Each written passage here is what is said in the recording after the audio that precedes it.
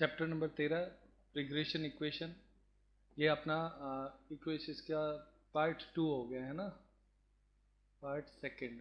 कल हमने जो किया था वो पार्ट 1 हो गया था, तो रिग्रेशन का आज पार्ट 2 है।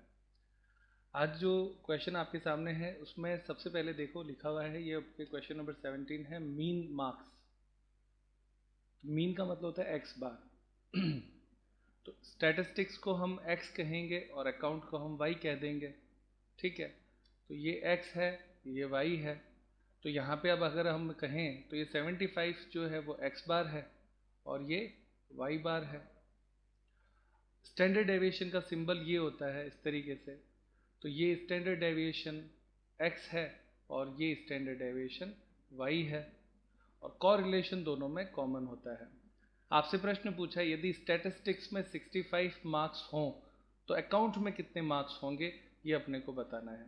ये आपका क्वेश्चन है 8 नंबर में, ये मार्क्स आपके पूछा जा सकता है क्वेश्चन 8 मार्क्स में। तो इसको कैसे सॉल्व करते हैं वो हम देखते हैं। सबसे पहले अपने को इसमें ये बताना है कि अकाउंट में कितने मार्क्स हैं, यानी वाई कैलकुलेट करना है। क्लियर? तो यदि वाई कैलकुलेट करना हो तो हमें सबसे पहला काम ये करना होगा कि इक्वेशन बनानी पड़ेगी y ऑन x। क्या इक्वेशन लेनी पड़ेगी? y on x। तो y ऑन x की इक्वेशन होगी y माइनस वाई बार b y x और x माइनस x बार, ओके। और b y x का जो फॉर्मूला हम इसमें उपयोग में लेंगे वो होगा r,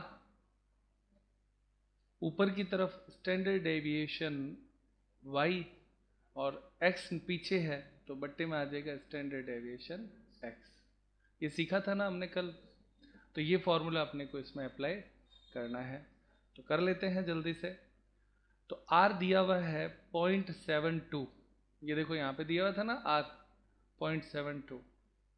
और उसके बाद में अपने को ये लेना है कि ये यहाँ पे देखें एक बार, स्टैंडर्ड डेविएशन y चाहिए और स्टैंडर्ड डेविएशन x चाहिए। तो स्टैंडर्ड डेविएशन y कितना है?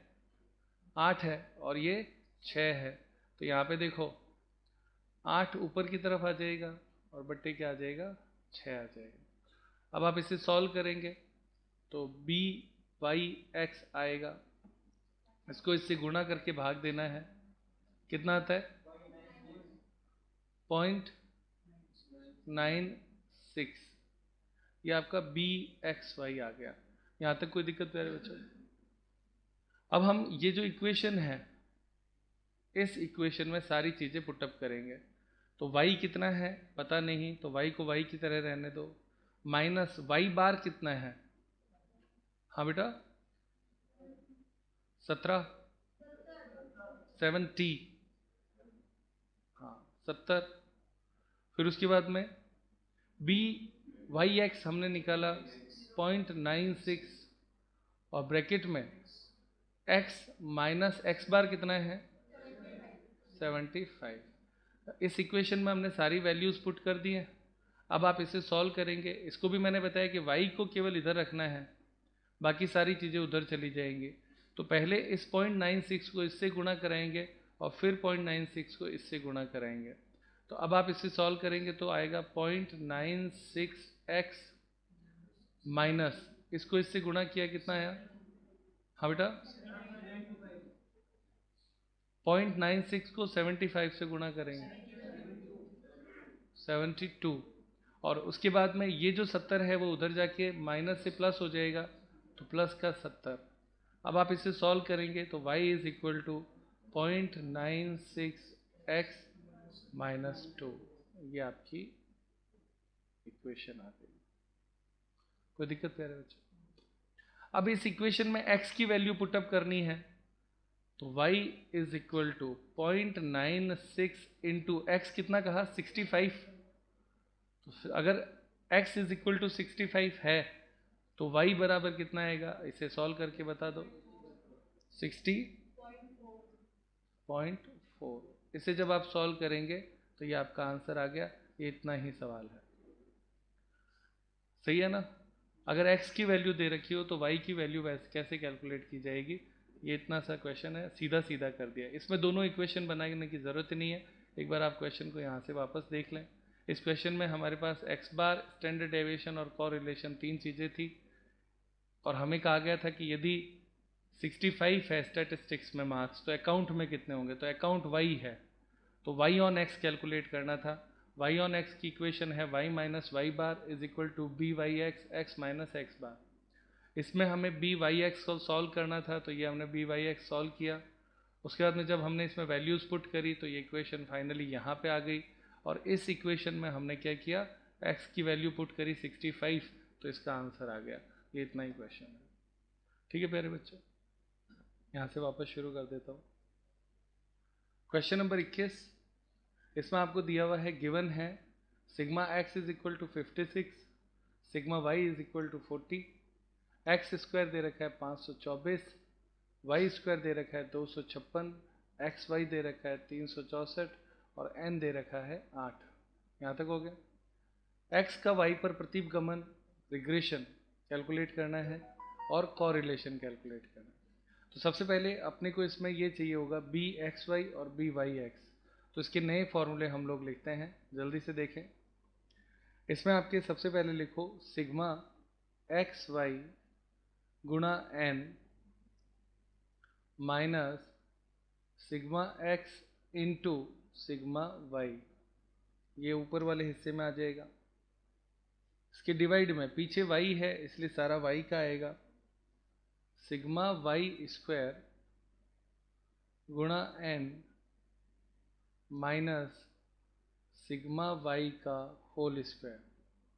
इसी तरीके से बी वाई एक्स में भी सेम चलेगा, ऊपर तो सिग्मा एक्स वाई गुणा एन माइनस सिग्मा एक्स गुणा सिग्मा वाई, और डिवाइड में आपके इसमें आ जाएगा, पीछे x है इसलिए इधर x का आएगा, सिग्मा एक्स स्क्वायर गुणा एन माइनस सिग्मा एक्स का होल स्क्वायर।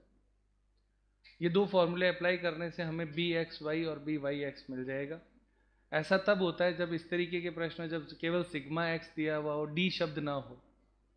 डी एक्स, हम हमेशा जितने भी क्वेश्चन हमने पीछे किए तो उसमें डी एक्स लेते हैं, D X D Y sigma D X square, मतलब डेविएशन मेथड से करते हैं। ये डेविएशन मेथड से जब कोई चीज़ नहीं होती है तो ये फॉर्मूला अप्लाई होता है, यानी जब केवल x दे रखा हो, केवल y दे रखा हो, एक्स स्क्वायर दे रखा हो, डी शब्द कहीं पे ना हो, तो ये फॉर्मूला उपयोग में आएगा। तो इन दोनों फॉर्मूले को आप नोट कर लें सबसे पहले।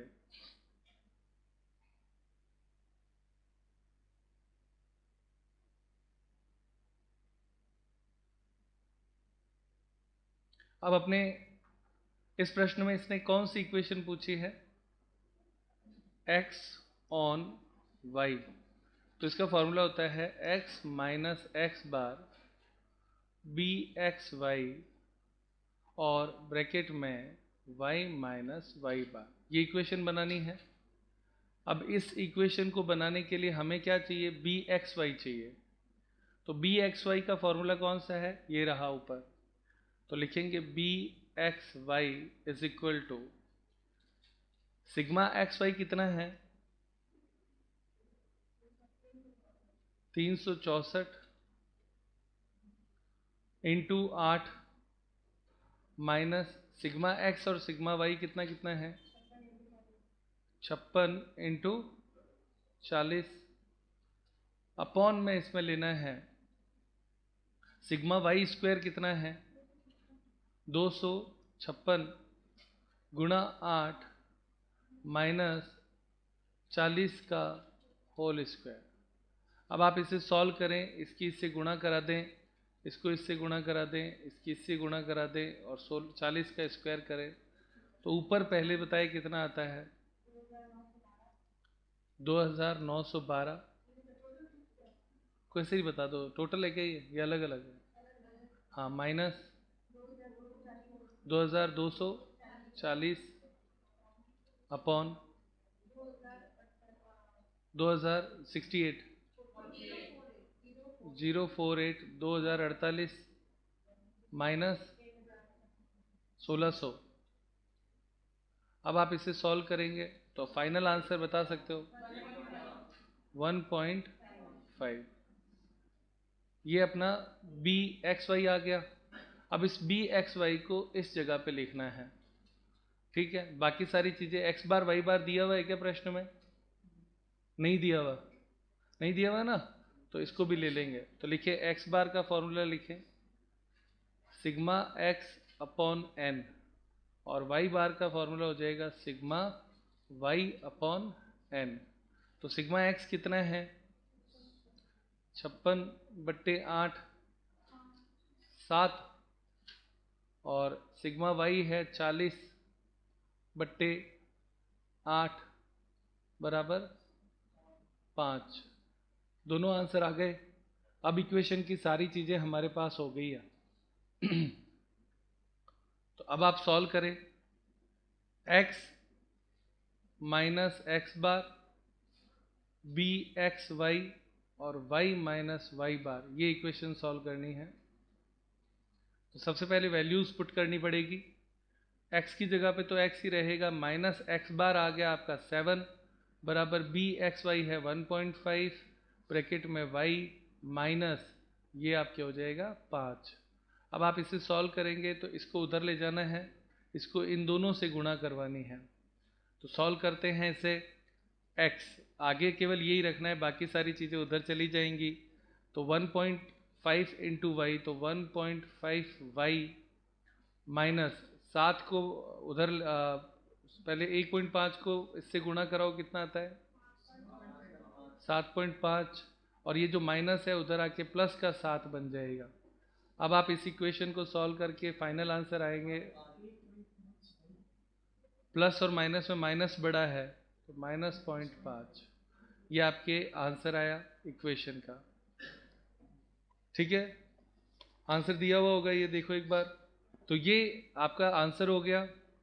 अब दूसरा प्रश्न इसमें क्या पूछा है आपसे? कोरिलेशन ज्ञात करो।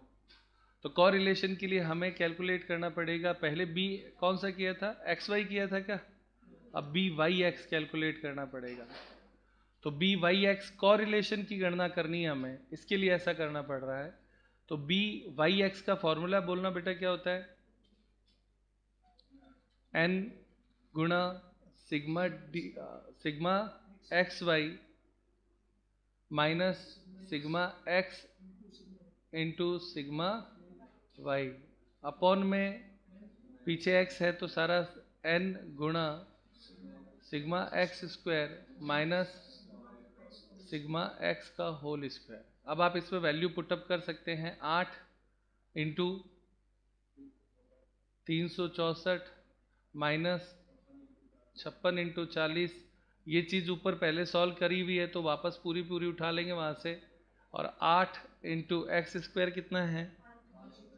524 माइनस 56 का होल स्क्वायर।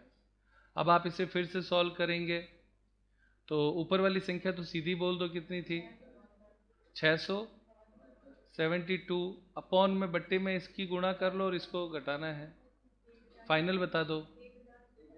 1056 भाग दें, कितना आता है? 0.636। ये आपके दोनों आ गए। अब आर का फॉर्मूला आप लोगों को लिखा रखा है कोरिलेशन का। तो R is equal to under root में B X Y into B Y X, ये आपका फॉर्मूला लगाना है। अब आप इसे सॉल्व करेंगे तो दोनों संख्याएं हमारे पास है।